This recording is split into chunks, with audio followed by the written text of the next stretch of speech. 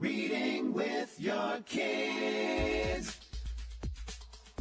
Hola, ni hao, konnichiwa, assalamu alaikum, shalom, mahaba, ciao, bonjour, namaste, jumbo,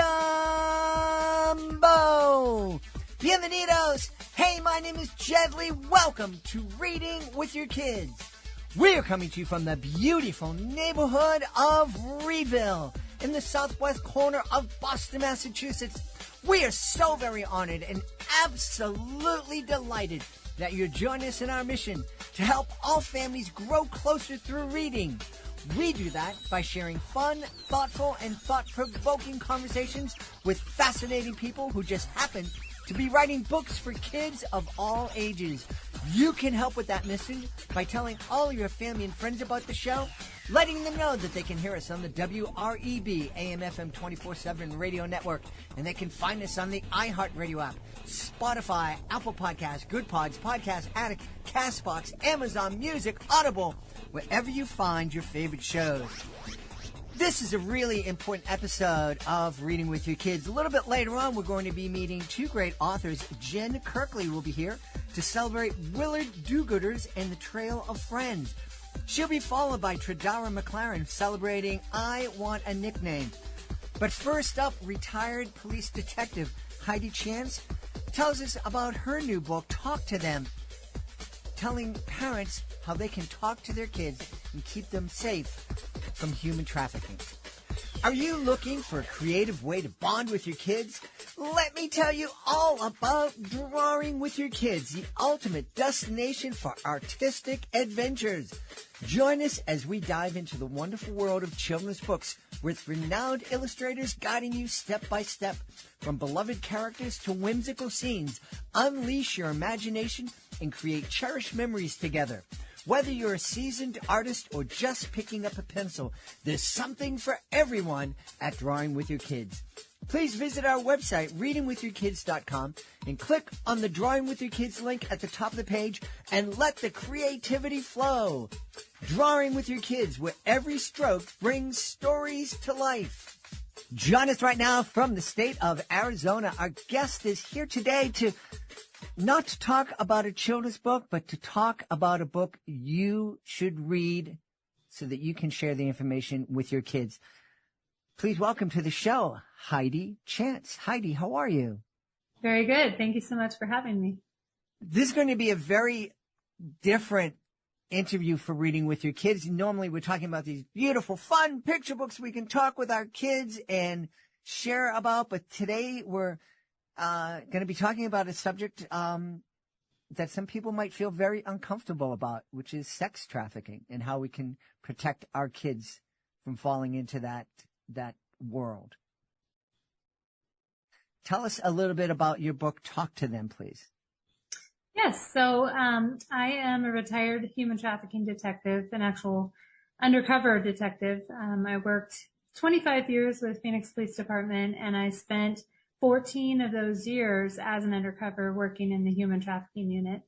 And part of what Phoenix Police Department also tried to do is educate the public, which is, wonderful that a law enforcement agency would support its detectives in addressing the public through speaking events and events like block watch meetings and community organizations, law enforcement training. And so part of all of that, I was encouraged to conduct these presentations, and I've taken that with me since retiring in October of 21. And I have a passion, obviously, for this topic because I worked it so long. And, when I'm traveling around speaking, I am constantly saying the same things to the audience, mostly people who have children, that they need to have these conversations because as a law enforcement officer or a detective investigating sex trafficking and other crimes, I am meeting you and your child when it's already happened. The thing's already happened. It's already too late. And so for me, I'd rather not have it be happening at all. And so prevention is part of this equation here where I decided to write a book about how to have the conversation so that we're informing our kids the unfortunate realities of what world looks like today and how it's different from when we grew up, And this book is for parents to learn about having these difficult conversations with their kids. So if you could start off by talking about the problem, how prevalent is this, and who's being affected by it? Who are falling prey to these human traffickers? Yeah, so when you look at criminal organizations, human trafficking is tied with illegal arms trade. Drug trafficking is number one. Human trafficking and illegal arms trade is number two as far as criminal organizations in the world, as well as the United States. And so for my experience, and since I've been doing this so long, I've seen this problem evolve and our response to it, but I've also seen the way that it is kind of like a business, specifically sex trafficking, where you have traffickers who are generating the supply, which is the victims, and then you have the demand, which are the sex buyers, the people participating in purchasing other human beings for sex. And unfortunately, the demand is asking for younger and younger individuals, to include children. And so the supply is seeking out those individuals. And so when I first started investigating this crime back in 2007, as an undercover, the average age of entry into this lifestyle was 15 years old. And unfortunately, when I retired, it is now 13 years old, and it's inching closer and closer to 12, 11, which means that parents need to have these conversations earlier than you would want to, earlier than you would think. But it really is the key to helping prevent some of this from happening.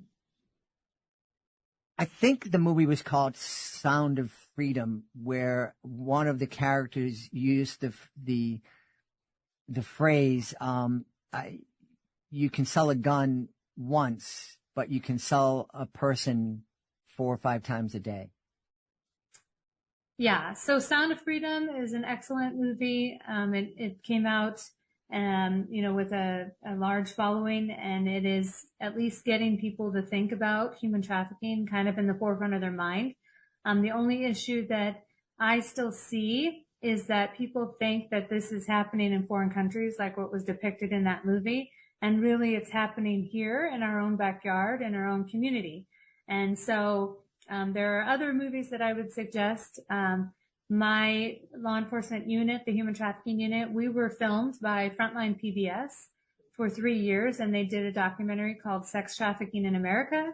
And that's a really good depiction of domestic sex trafficking happening here in the United States, and what law enforcement's doing to respond to it. You get to see some of the undercover operations that we do, especially as a female undercover, targeting sex buyers and traffickers who are trying to recruit and groom us. And they're recruiting and grooming us on social media. In that movie, you'll see me on the phone with the trafficker that I had met from a social media undercover account that I have. And, he lured me in. His perception was that I was an adult, but I have posed as a juvenile before. And some of the tactics and things that they do, it's easy for me to see how they're luring these kids in. And I just want to prevent it. Right. How many people here in the United States are victims of this? So if you were to Google how bad is human trafficking, you'll see like 27 million to 37 million people. We don't know what we don't know, and we only know those people who have come forward, that law enforcement has documented, that we've contacted, or that the National Human Trafficking Hotline has contacted. So we don't really have a number. We do have numbers to put to, they say there's less than 1% of identified victims out there. But it is a huge problem, and I really am concerned with how the internet plays a role in that, and how kids are on the internet even earlier and earlier now. Yeah. I'm imagining there's a parent out there that's about ready to hit stop because they're thinking, well, I don't have to worry about this. I'm very involved with my kids. We have a great family. We have resources. We have money. So this is never going to be an issue for my kids. Yeah. There's definitely some parents that get completely blown away and blindsided when their child does get involved in this. And I've met them. I've talked to them. I've, heard them explain those very things, and yet this still happened. I think what it is a situation where we have social media and YouTube and, the general social way we live now, that to be making money or to be famous, you have to have an open profile on your Instagram or on your Snapchat. And having an open profile is literally an open door into your kid's bedroom where a stranger can contact them. And you, the parent, unless you check in on this, won't even know this is happening. And that is what we're seeing. Okay. So let's paint a scenario where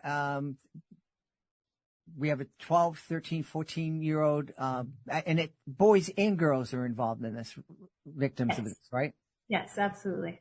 So we have 12 or 13, 14-year-old boy or girl. They have this little doorway into their bedroom, this little phone. It's constantly part of their lives. How's it happen? How does a child get selected by a trafficker, and what are the kind of steps that happen? Yes. So traffickers, when you think of a trafficker, and the word pimp is also associated with trafficker, they are one and the same. They're not two different types of people. It's one and the same behavior, same person. They don't have a job like you would see a traditional person going to work or even working from home. They're literally all day long seeking out new victims to exploit and managing the ones they have. And so they will spend hours and hours just privately messaging on open profiles anyone that they want to target. And they're looking for vulnerabilities. And if you have a child that's very open about their lifestyle on social media and they're posting things like they're mad at their parents right now, or they don't want to go to school, or, they're, basically posting too much information, and these traffickers are finding that. And then they are private messaging them. And a lot of times you'll see where they invest a lot of time in this whole grooming part of it, where they're, building up this victim, potential victim. They are offering them all kinds of false promises, and, those things are all part of this grooming and recruitment. And then they're also learning personal information about these kids, where their parents go to work, what kind of car they drive, where their siblings go to school, where they go to school, personal information that they can use against you later when they threaten you about harming your family if you fail to do what they tell you to do.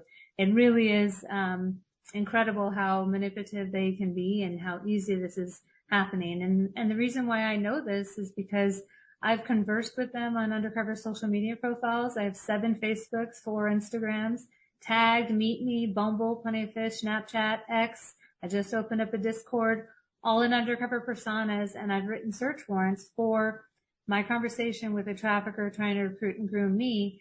And when I get that warrant back, I see that the message they sent me initially, they copied and pasted on hundreds of other profiles, and I took the bait.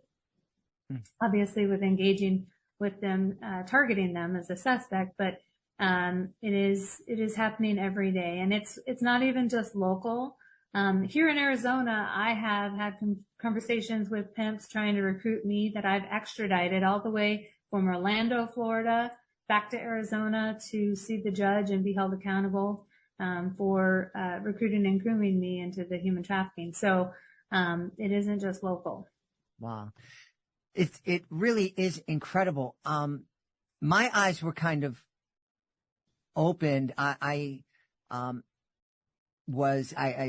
spent the month of November performing down in El Salvador.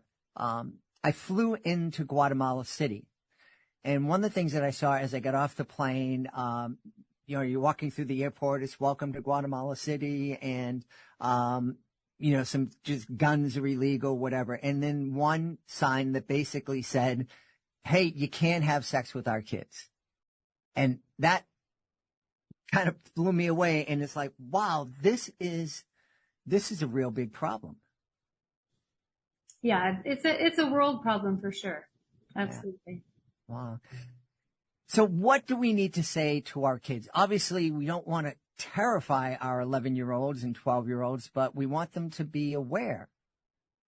Yeah. So, I talk about tricky people in the book and how, and parents, need to understand that these ideas of deleting messages or speaking in code or hiding their phone from their parents or creating a separate secret profile that your parents don't even know about, those ideas are coming from the bad guy, from the tricky person. So how we handle it if we do find that there's some, some incident going on with a stranger blowing up and screaming and yelling, all of that is going to obviously not be a good reaction to that. So you need to prepare yourself that it's not really if, it's when this is going to happen. My son's 22 now, but when he was 11, I caught him, conversing on a game with a stranger. And it was one of those things where I, didn't even realize as a law enforcement officer back then how bad it was. And I can see how much it's blown up since then. But some of the things to look out for is obviously a lot of these tricky people pose as a peer. And so it's where they're acting as though they're a 12-year-old also. And they're trying to learn personal information, where you go to school, who's in your class, what's your teacher's name, how old you are, some of that kind of conversing. And then, compliments. It's crazy, but it moves very quickly into conversing about, you're too pretty to be, sad today. And, it might be subtle initially, but then it turns into, more, compliments leading to, I bet you would look really great in this, lingerie or this dress or, those kind of inappropriate things. And then it can move into sharing images, inappropriate images of each other. And unless you have conversations with your child in advance and tell them nothing you post on the internet disappears.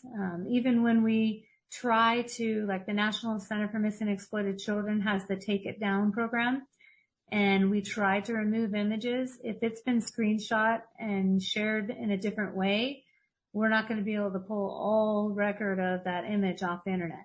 Mm-hmm. So letting your child know in advance that happens, so that they don't find themselves in that situation. And even more than just sex trafficking, sextortion is another big one, where you have people who are, taking advantage of children and their vulnerability, having them send an inappropriate image and then threatening them and trying to extort money out of them. And we have kids committing suicide over, these strangers threatening and extorting them. So really, really scary what's going on the internet. And, I think telling children in advance, hey, when a person starts saying these kind of things to you, come tell me.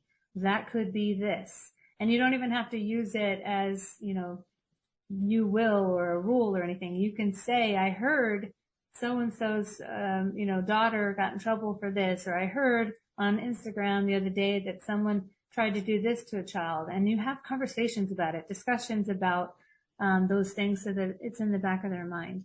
Yeah. I got very lucky with my kids. They're now 28 and 31. When I first started my website to promote my educational magic shows, they were babies. My daughter was 2. I think my son was 5. And so there was a picture of them with me and my makeup, and it was splashed on the front page of the website. And it was really cute until they got to be around 9, 10, 11 years old. And they're like, Bob, can you kind of take that down? And I did. And we took it down. In fact, that original website went away completely. I built my own, a new server and all that kind of stuff. When my kids were probably 15, I think my son was 15. My daughter might've been 12. It just popped up.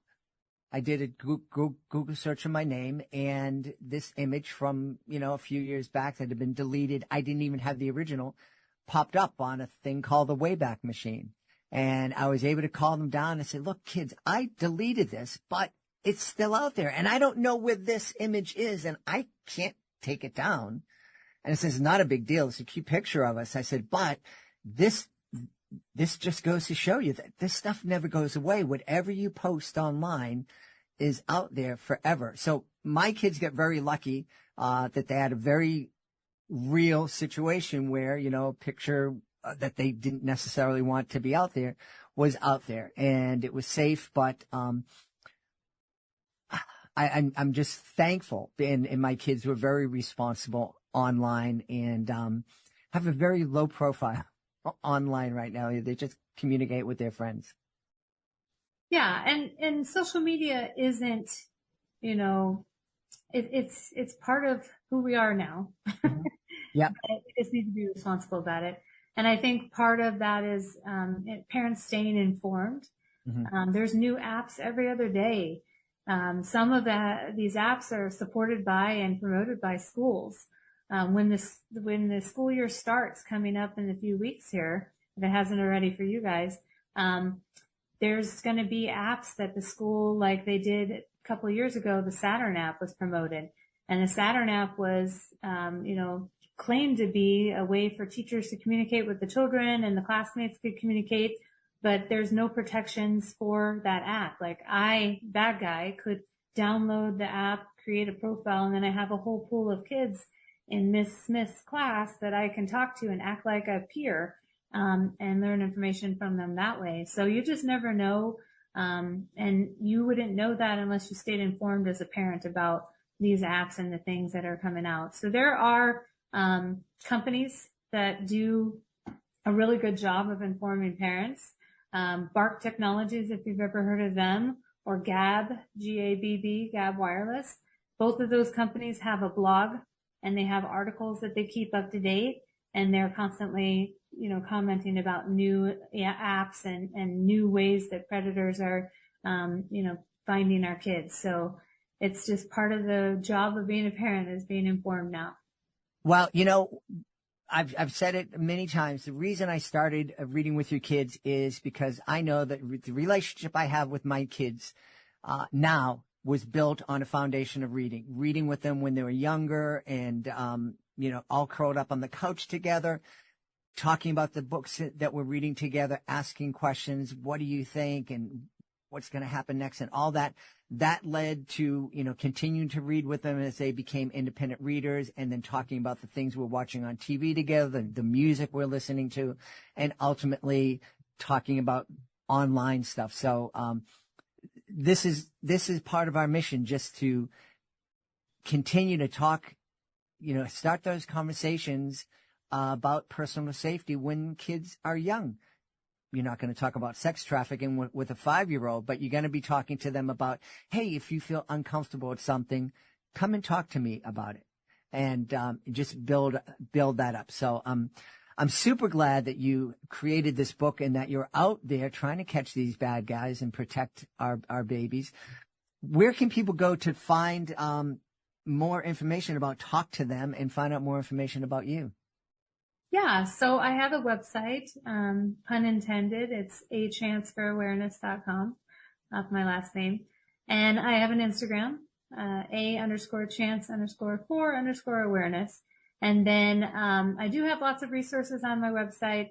I have just put out a decoding emoji resource where all in one place I have created, emojis that mean inappropriate things or could be perceived as inappropriate, whether it's body parts, whether it's, sexual references, whether it's drug references, all in one place. And then I have some tip sheets for parents and teens about trafficking, including, peers. There's a lot of cases that I've investigated where it was a kid who disclosed to the school staff about their friend who they're worried about. And that's how that whole thing rolled out and got to our attention. So, even conversations with kids about their friends and what's going on with their friends. And then, the book is wherever books are sold. It's on Amazon, on ebook form and, paperback. And I'm working on, having it transcribed in, Spanish as well, because I think it's very, very important to have this information in other languages, starting with Spanish. And then I'm also working on an audiobook of it. So that is what I've got going on. Great. And are you available to speak to groups either in person or virtually? Yeah, I have a tab on my website where you can inquire about booking. Obviously, I'm still in law enforcement, So I would have to take off work to travel somewhere, but I do travel all over the United States training. Obviously I have two missions. I have the mission of community awareness and the public, but I also have a mission to train law enforcement. We have an issue where back in 1998, when I was in the police academy, I did not have a class on human trafficking. In fact, we didn't start training our own officers in Phoenix Police Department until about 2014, 2015. So you have a whole bunch of police officers out there that don't even see traffickers. And I have a live video that I captured of a trafficker bragging about the police not seeing him. And he's not half wrong because we weren't trained to see them. And so my mission with law enforcement is to train for just human trafficking 101 and recognition for patrol. And then obviously undercover operations. I'm very passionate about what we can do to respond to this problem proactively. And working as an undercover is especially as a female, is very important in this crime. Sure. We've had a really eye-opening conversation with the author of Talk to Them. Our guest has been Heidi Chance. Heidi, thanks so much for being with us. You are so welcome. Thank you for having me. Hey there, families! Are you looking for an exciting way to bond and learn together? Look no further than our STEM is Family Fun video series. Join us as we explore the fascinating world of STEM through hands-on activities right in your own home. Our series features lessons from experts at renowned institutions like the San Diego Children's Discovery Museum, the National Children's Museum in Washington, D.C., and Children's Museum Houston. From making homemade rainbow bridges to creating an oboe out of a straw, there's something for everyone in the family to enjoy. So grab your lab coats and get ready for an adventure. Go to readingwithyourkids.com and click on the STEM is Family Fun link at the top of the page and let the learning and laughter begin. STEM is Family Fun, where learning and bonding go hand in hand. My friends, we are going to have a good time this evening. Joining us from Louisiana, our guest is here today to celebrate her brand new children's book. Is called Willard Do-Gooders and the Trail of Friends. Please welcome to the show, Jen Kirkley. Hey, Jen, how are you? Good. Hi, Jed. Thank you for having me. Delighted to have you on. I'm wondering, I am melting here in Boston. Are you about approaching boiling temperature down in Louisiana? I was going to say, if you're melting, I'm boiling. It's hot. I was talking to my son who's in Orlando, and he was telling me it's darn hot down here, and it is scorching all around the country. Yes. But it's a perfect time. I was just thinking, this would have been so. I'm not a big fan of air conditioning. But I'm a big fan of sitting in the shade underneath a bunch of trees. And we have these beautiful trees. And there's a beautiful oak tree in our backyard that we had to take down. But I used to go out there with my daughter and my son, and we would sit in the shade of the oak tree and read books together. And I am guessing that Willard Do-Gooders and the Trail of Friends would be a perfect book to read in the shade of a big tree. I think so. Cozy, in the breeze, reading with your family. That sounds like a perfect setting. Yeah. So tell us about the book. Okay. So Willard Do-Gooder is the main character, and he is based off of my dog, who is a 15-year-old German Shorthair Pointer. And Willard's having trouble making friends in his new class, so things just feel very different to him. His teacher gives him some advice, but at the time, he's just not sure what it all means. So he's walking home from school, and he spots this magical-looking trail that he decides to walk down. And this leads him on an adventure, just full of curiosity, whimsy, and fun. And along the trail, he meets 4 new friends. Each have their own differences. And in meeting his first friend, he remembers what his teacher told him. And so as he meets each new friend and they kind of work through the differences, his teacher's advice is repeated, and it's a 3-step, just a 3-step process on which you can use to think through differences with your kids. And that is, you name the difference, you find the good, and you move on with kindness. You know, I am so happy. What a great start. That first step in developing a friend with somebody who is different. You name the difference. I was brought up in a completely opposite way where, how come that guy's eyes are like that? And why is a person walking like that? And my mother and every adult's immediate response would be, quiet, don't say anything, don't, Oh, yeah. I hear you. Yes, and that was, so I have 4 kids, and I'll tell you the catalyst of what brought me to writing this book. But I've experienced, like we all do, many circumstances. You're, in the grocery store, and your kid very loudly announces some difference that they notice, and you're just like moving along, or you're like, shh, we won't say that, But if you think about it, it kind of tells them that curiosity is not good, or, oh, something must be wrong with that person. Or the person who overhears it thinks, well, is something wrong with me? And so that difference becomes divisive instead of inclusive. And so the catalyst for me is my sister took my oldest 3 to the playground. I was at home. We just had a new baby. And when they all came back, my oldest 2 told me a story about how my then 2-year-old, there was a friend that was following him around for most of their time at the playground saying, what's wrong with your eyes? What's wrong with your eyes? And it really upset my then 3-year-old at the time, because he's screaming back at the kid, nothing's wrong with his eyes. And it just got me thinking, and this came on the heels too. This was like 3 days after my husband and I had met with my 2-year-old's geneticist to find out that he has a rare syndrome. So it was a very poignant, I guess, incident, because I knew we'd be having a lot more of these conversations in the future. But also got me reflecting on, well, there's big differences and there's small differences, and they all carry a significance that you can learn about somebody or be inclusive.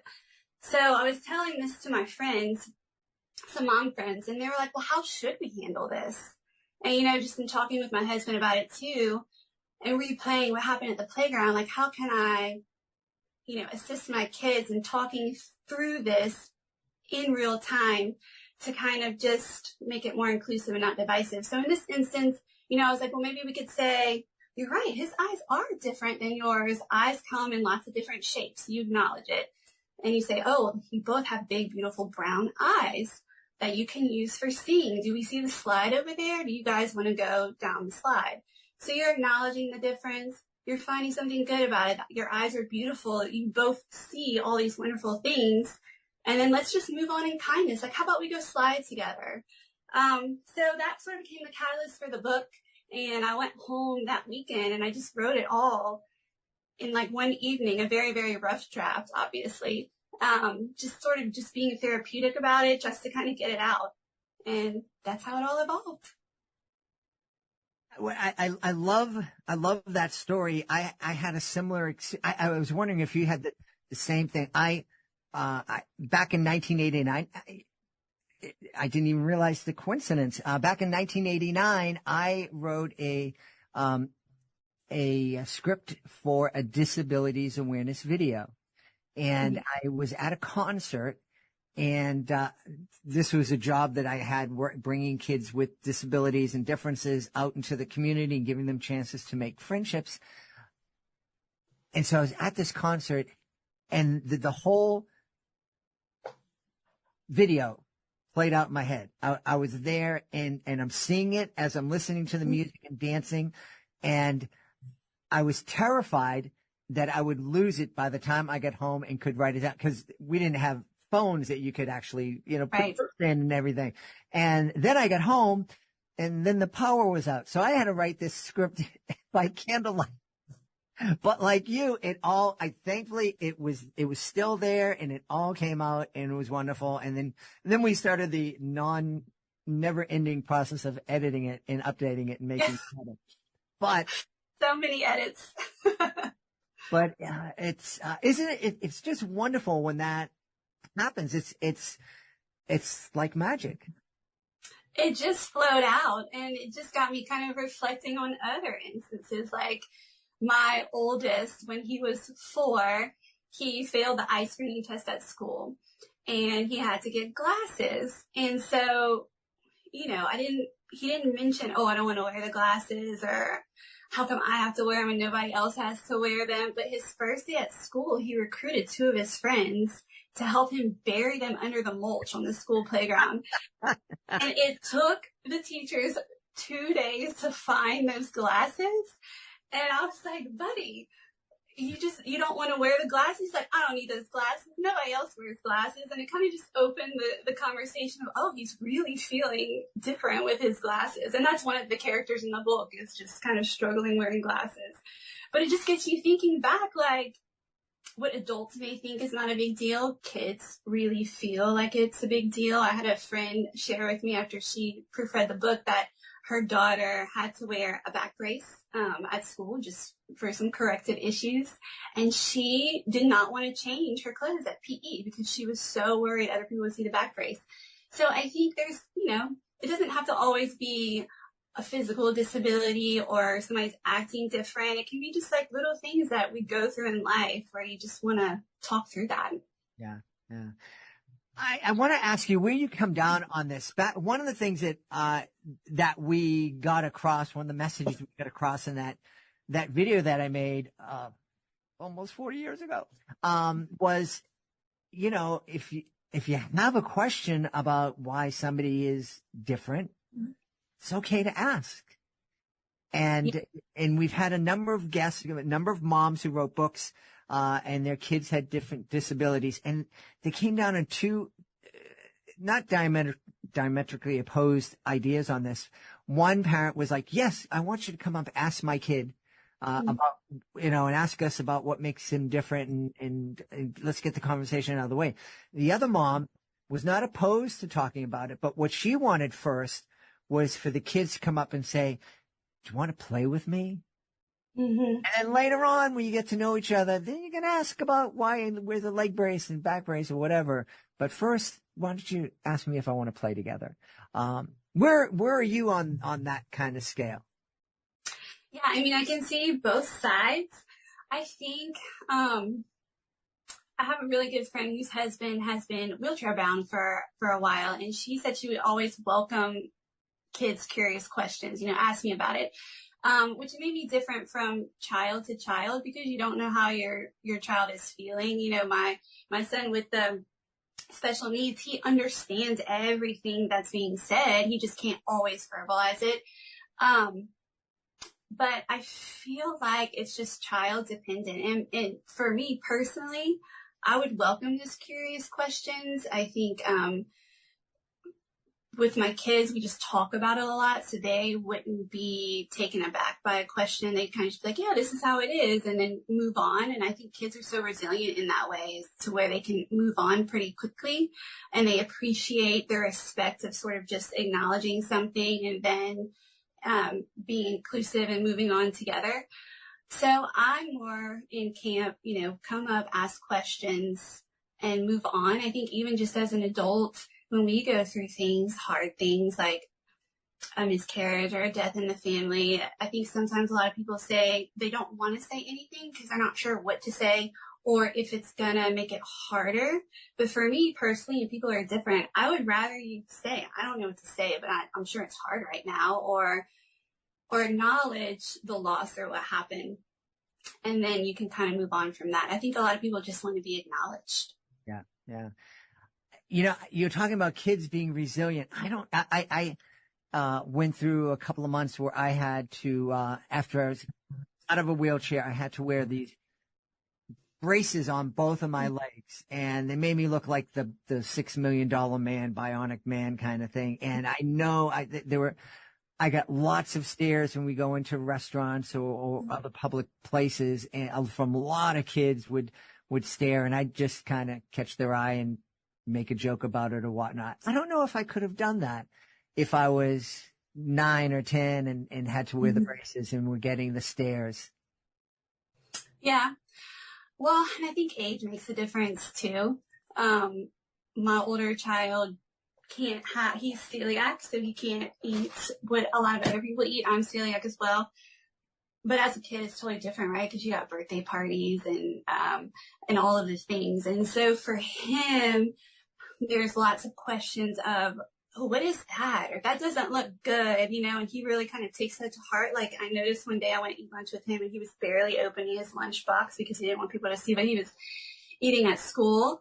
So I think it is hard, but also he'll tell me like, oh, well, this person told me that they don't really like the lunch and they think my lunch is good. And so I still think opening the conversation is a good thing, even if it might be uncomfortable at first. For what I've noticed in my kids, at least, you know, they might want to crawl under the table. They don't like to be the center of attention, especially my oldest, but he does appreciate when people open that conversation with him and try to find common ground. Yeah. You know, one of the things we've talked about here is, learning to be comfortable, being uncomfortable is a really good skill for our kids to develop. Just, you know, being outside of your comfort zone and being okay with it. Yeah, I agree with that. Yeah. Did you always aspire to be a children's author? No, in fact, I was talking to Allie about this, our mutual friend. English has always been my favorite subject. You know, I always loved the creative writing classes that I took in high school and college. I'm in the medical field, so it's very different from this, but I've always loved books. I love to get lost in a plot or a story. Our house is filled with children's books. We love to read all the time. So it was never something that I necessarily aspired to be, but like Allie, when she wrote her Alley Cat series, we were always at like her launch parties, and I'm just a big fan of children's books, and even just giving them as gifts for graduations or baby showers, or just because I've always just loved children's books, and this just sort of happened from the incident that I told you about at the playground. Cool. You mentioned that you're in the medical field. I'm curious, as one of the things that I learned while I was working with kids with severe developmental disabilities, and which is why I made that video that we talked about earlier. One of the things I learned is that at least back in 1989, doctors and other medical people, they weren't so great with people with disabilities. And it was to the point where I was asked to go in and lecture at Harvard School of Medicine. I'm like, yeah. Has it gotten better?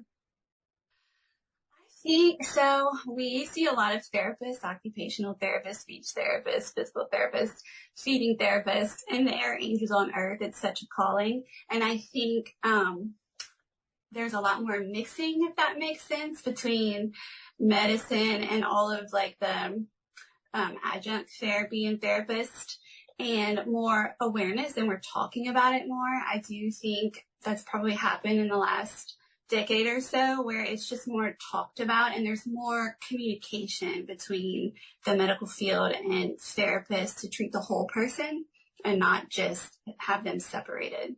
Mm-hmm. Good. Yeah, because that was it was a real issue. And I even know, just me going in and doing my presentation, the medical students were very uncomfortable.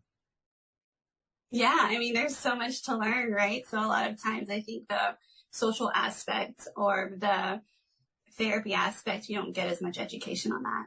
Yeah. So Willard Do-Gooders and the Trail of Friends is out there. You're a children's author. What does it feel like? How does that feel? It makes me giggle because I don't know if it's if it's sunk in yet. I kind of feel like an imposter. I'm like, author, it just kind of feels a little not quite comfortable yet, but I'm very proud of the book. And, you know, my kids are excited. My husband's proud. It's just been a fun experience. And any desire to write more children's books in the future? Yes, actually, I have one that I've been editing for a little bit. It's more of a book of affirmations for kids, kind of everything that you would love to say in one little book. And I'd love to write more Willard Do-Gooder books. And I've formed Do Good Books, which is my passion project or my dream to combine children's books with community awareness. I did a lot of medical mission trips in my 20s as a physician assistant. And I've been involved with Junior League here for the past decade, and a lot of it was in community nonprofits. And I just have such a love for that. You know, they really are the soul of communities, I feel like. And so I think that whenever you're more focused on how you can help and what you can learn from others and what can you bring to the table that are your strengths, that you're maybe less focused on things that you feel uncomfortable with yourself, and you become just more respectful to other people because you want to learn about them and you want to be curious about them. So I think it's a good pairing to just, you know, when I do a book signing, or for example, for my book launch, we're partnering with a back to school project, just to kind of bring age appropriate community awareness so that kids and adults too are just kind of aware of what else goes on in the community or where can you help. Wonderful. Wonderful. Well, we should know where we can go to find out more about Willard and find out more about you. You can go to my website, dogoodbookseries.com. And on there, you can find my email, you can find social media, and also where you can order the book online. We've had a great time speaking to the author of Willard Do-Gooders and The Trail of Friends. Our guest has been Jen Kirkley. Jen, thanks so much for being with us. I appreciate it. Thank you. Before we invite our guest into the studio, I would love to invite you to visit a very special website. It's clownswithoutborders.org. Clownswithoutborders.org. This is a group that I absolutely adore. I am part of Clowns Without Borders, and I had the honor of being part of the 2023 tour of El Salvador. I had so much fun joining with artists from all over the world to bring a smile to people who really needed it and really appreciated it too. And we would love for you to join us as a monthly Joy Maker. The Joy Makers, they're a family of people just like you who love to laugh and make other people feel good. So please take a moment and visit clownswithoutborders.org and consider joining me as a Joy Maker. Join us right now from the great state of Indiana. Our guest is here today to celebrate her new children's book. It's called I Want a Nickname. Please welcome to the show, Tradara McLaurin. Hey, Tradara, how are you? I'm great. How are you? I'm wonderful. I Want a Nickname. Tell us about this book. Yeah, sure. So I Want a Nickname is a book that I actually wrote for my daughter. It is to help children who have unique names on their first day of school get that confidence on how to really correct people and tell them how to pronounce their name. So my daughter came home from school one day and asked me if she had a nickname. And I call her Mamas. And so she was like, no, that's not what she was looking for at all when it came to a nickname.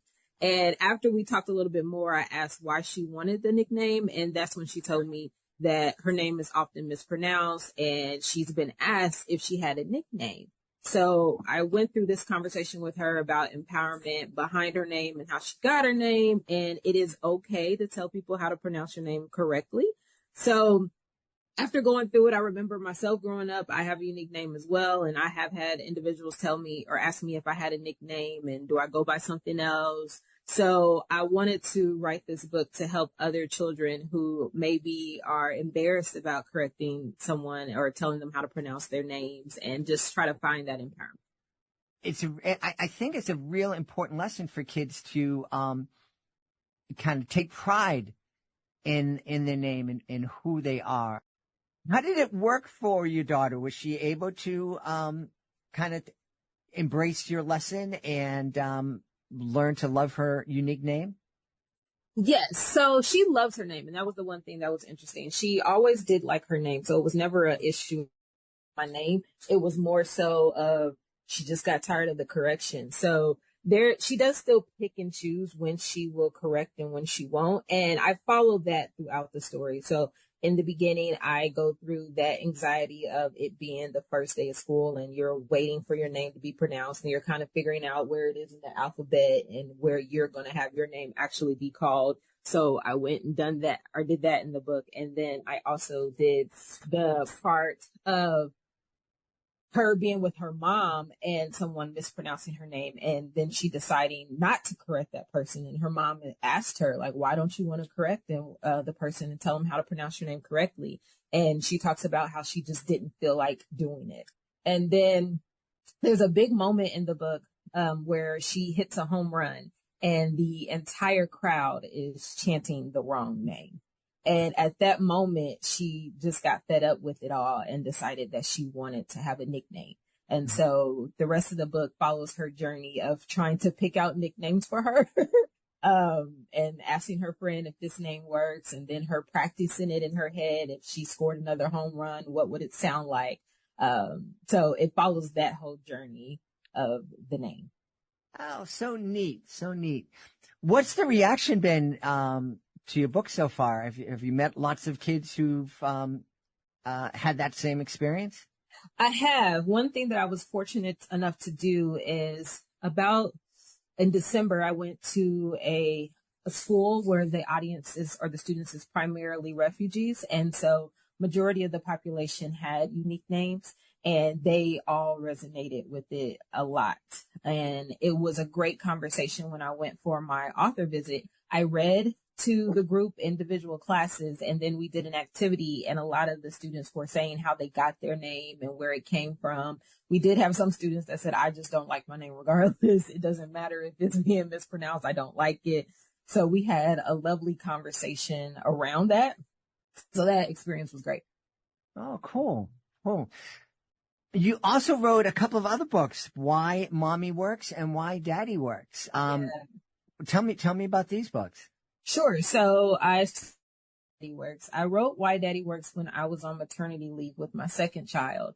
My daughter again, her dad at the time was working nights, and so he wasn't as home as often as he used to be. So she had a lot of questions about why and what happened. And so I explained to her that, dad's job is this time, and this is why dad is only home on the weekends. And so for her being at 3, I wanted her to grasp it and also address how she was missing her father. So in the book, I actually have sections where parents can put in pictures of themselves and their child walking through it. So one of the statements says, Daddy works so we can sleep. And you can insert a picture of you and your child sleeping, or you can have a picture of just the child sleeping. And it goes through different concepts to explain why the parents are working from a preschool young age. We should tell everybody where they can go to find out more about Why Mommy Works, Why Daddy Works, I Want a Nickname, and also find out more about you. Yeah, sure. So everyone can go to www.tredaramclaurin.com. That has all information about not only my books, it has my speaking gigs, author visits that are listed there, and they'll be able to see what's coming out in the future. We've had a great time speaking to the author of I Want a Nickname. Our guest has been Tredara McLaren. Tredara, thank you so much for being with us. Thank you so much for having me. We hope you've enjoyed this episode of Reading with Your Kids, and will join us for the next exciting episode of the show.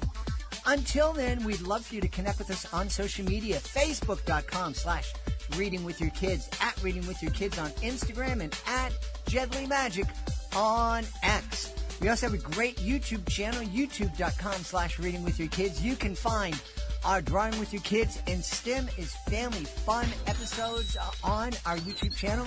You can also listen to past episodes of the show. I want to take this moment to thank the folks who made today's show so wonderful. First, I want to start by thanking our guest, Heidi Chance. Please check out her book, Talk to Them, Talk to Your Kids about how they can stay safe. Also want to thank Jen Kirkley and Tredara McLaren. I want to thank my amazing team, Fatima Khan, Chris Doherty, Rory Grady, Judy Hu, Stella Charay, Hannibal Sanj, Alyssa Montiero, Julia Lipman, Devin Hill, Riley Oluwu. I want to thank my beautiful wife for all the support she gives me. Most of all, we all want to thank you. Thank you so much for taking the time to join us today, and as always, thank you so very much for taking the time to make the world a better place. And you do that every single time you read with your kids. I'll be looking for you on the next episode of Reading with Your Kids.